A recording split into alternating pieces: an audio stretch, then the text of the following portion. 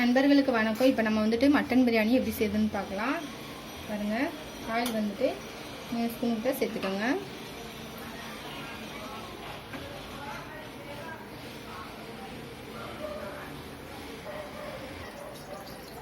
இது கூடயே ஒரு சின்ன ஸ்பூனுக்கிட்ட 1 ஸ்பூன் நெய் சேர்த்துக்கோங்க. உங்கள்கிட்ட நெய் இல்லைன்னா டால்டா கூட சேர்த்துக்கலாம்.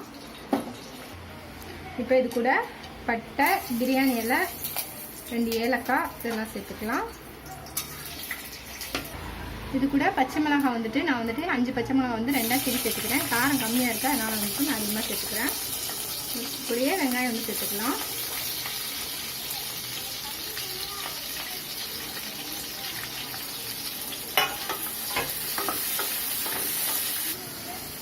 வெங்காயம் பார்த்திங்கன்னா 4 வெங்காயம் நல்ல பெரிய வெங்காயமாக நான் வந்து சேர்த்துக்கிட்டேன்.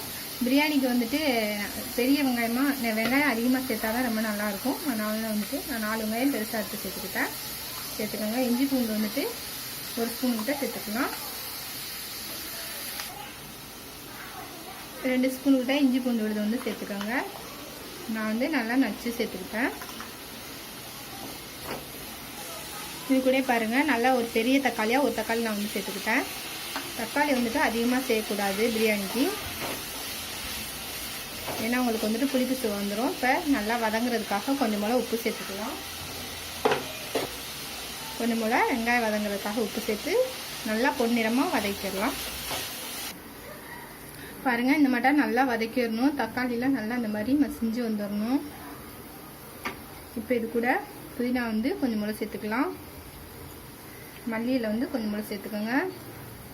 இது கூடயே கொஞ்சம் போல் தயிர் வந்துட்டு சேர்த்துக்கோங்க. ஒரு 50 தயிர் கிட்ட வந்து சேர்த்துக்கலாம். நல்லா கிளறி விட்டுறலாம். நீங்கள் வந்துட்டு மீடியமாக வச்சுட்டு தான் செய்யணும்.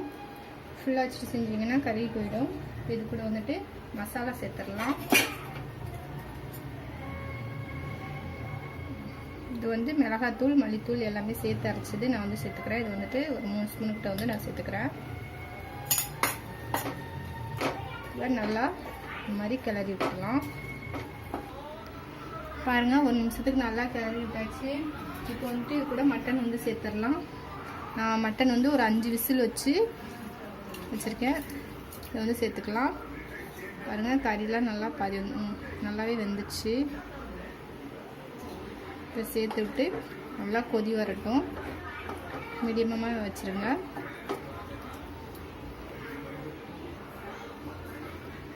பாருங்கள், மட்டன் வந்து நான் 5 விசில் வேக வச்சு நான் வந்து எடுத்து வச்சுருக்கேன். இது கூட வந்து நான் சேர்த்துக்கிட்டேன்.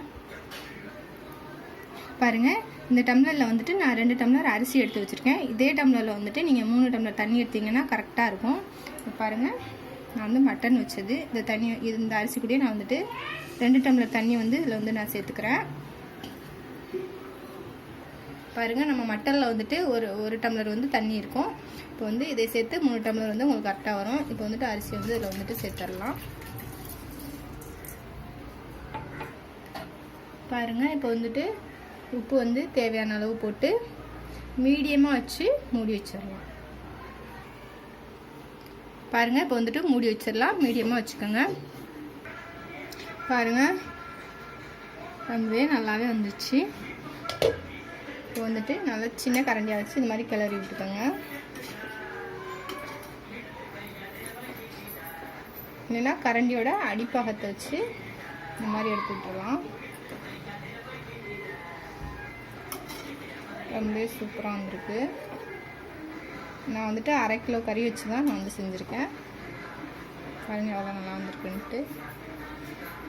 அவ்வளோதான், ஆஃப் பண்ணிடலாம்.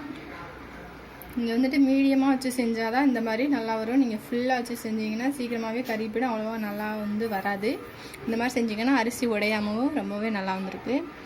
இந்த பதிவு உங்களுக்கு பிடிச்சிருந்ததுன்னா லைக் பண்ணுங்கள், கமெண்ட் பண்ணுங்கள். மற்றவங்களும் பார்க்கணுன்னு நினச்சிங்கன்னா ஷேர் பண்ணுங்கள். இந்த பதிவை முழுமையாக பார்த்தவங்களுக்கு ரொம்ப ரொம்ப நன்றி.